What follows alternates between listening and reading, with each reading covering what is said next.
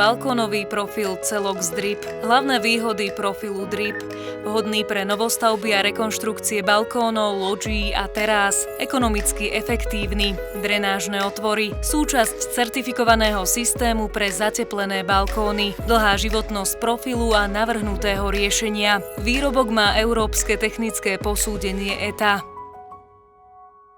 Nosnú konštrukciu lodžie očistíme, výstuž zbavíme korózie a opravíme prípadné poškodenia.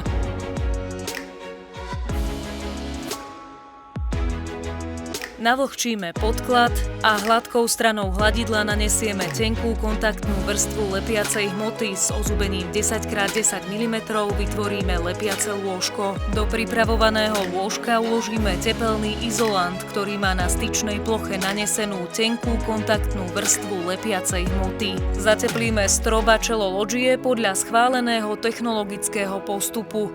Čelo systému z extrudovaného polystyrénu bude predsadené a zrezané do spádu. Položíme separačnú fóliu a pri stene ako oddeľovací pás uložíme expandovaný polystyrén s hrúbkou 10 mm.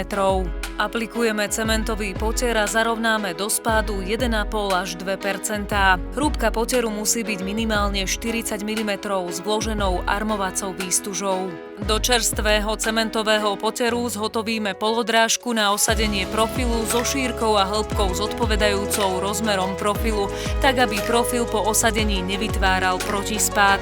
Polystyrénové čelo upravíme tak, aby lícovalo s polodrážkou. Po stvrdnutí poteru drážku vystierkujeme a hrany lodžiovej konštrukcie vystužíme rohovými a odkvapovými profilmi s integrovanou mriežkou. Postupujeme ako pri zatepľovaní. Profily nameriame a zostavu uložíme na okraj konštrukcie. Aby bola v jednej línii, použijeme ako pomôcku natiahnutú murársku šnúru. Balkónové profily osadíme tak, aby medzi jednotlivými segmentmi bola dilatácia minimálne 4 mm.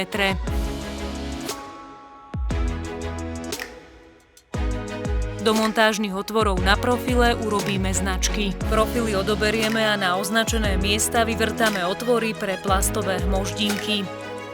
Drážku navlhčíme a nanesieme na ňu hydroizolačnú stierku.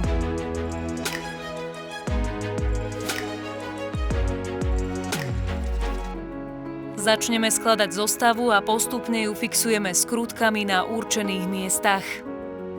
Na profily končiace pri fasáde nasunieme plastovú krytku. Na spojoch jednotlivých segmentov použijeme spojku, ktorá sa skladá z 2 častí. Na vrchnú spojku nanesieme trvalo pružný tmel, osadíme ju na čelo profilu a zafixujeme klampiarskými kliešťami. Na spodnú spojku nanesieme trvalo pružný tmel, vložíme ju do drážky v profile a zatlačíme, kým zacvakne na svoje miesto. Po dostatočnom vyzretí poteru a osadení profilu môžeme aplikovať hydroizoláciu. Na utesnenie detailov použijeme tesniacu pásku vloženú do stierkovej hydroizolácie. Pod tesniace pásky je nutné vždy naniesť stierkovú hydroizoláciu. Do stierky hneď po aplikácii vtlačíme tesniacu pásku. Postup opakujeme vo všetkých rohoch, kútoch, pozdĺž profilu a na dilatáciách. Pásku jemne zatlačíme do škáry, aby bol umožnený pohyb. Na napojenie hydroizolácie na rámy dverí, oplechovania alebo zábradlia sa používa výhradne samolepiaca butyl-kaučuková tesniaca páska. Prvú kontaktnú vrstvu rýchlo tuhnúcej hydroizolácie nanesieme v súvislej vrstve na vopred navlhčený cementový poter. Po zaschnutí prvej vrstvy približne 2 hodiny môžeme naniesť druhú vrstvu. Druhú vrstvu rýchlo tuhnúcej stierkovej hydroizolačnej hmoty nanesieme hladidlom so zubením 6 mm a hladkou stranou zahladíme. Druhá vrstva musí celoplošne zakrývať prvú vrstvu vrátane všetkých tesniacich pások a profilov a jej odporúčaná hrúbka musí byť minimálne 2 mm. Prvá ani druhá vrstva hydroizolácie sa nesmie dostať do drenážneho žliabku v profile Drip. Pri ideálnych podmienkach môžeme začať klásť dlažbu už po 4 hodinách od ukončenia práce s rýchlo tuhnúcou hydroizolačnou stierkou. Na podklad nanesieme tenkú kontaktnú vrstvu flexibilnej lepiacej hmoty a do tejto vrstvy nanesieme lepiace lôžko hladidlom s polkruhovým ozubením veľkosti 13 mm. Na dlažbu tiež nanesieme kontaktnú vrstvu lepidla, usadíme ju do vopred pripraveného lepiaceho lôžka a vyrovnáme ju. Počas celej doby musí byť zabezpečená lepivosť lepiacej hmoty. Lepidlo sa nesmie dostať do drenážneho žliabku v profile drip. Pri ideálnych podmienkach môžeme škárovať už po 10 hodinách od ukončenia pokládky. Gumenou stierkou nanesieme do škár v diagonálnom smere flexibilnú škárovaciu hmotu.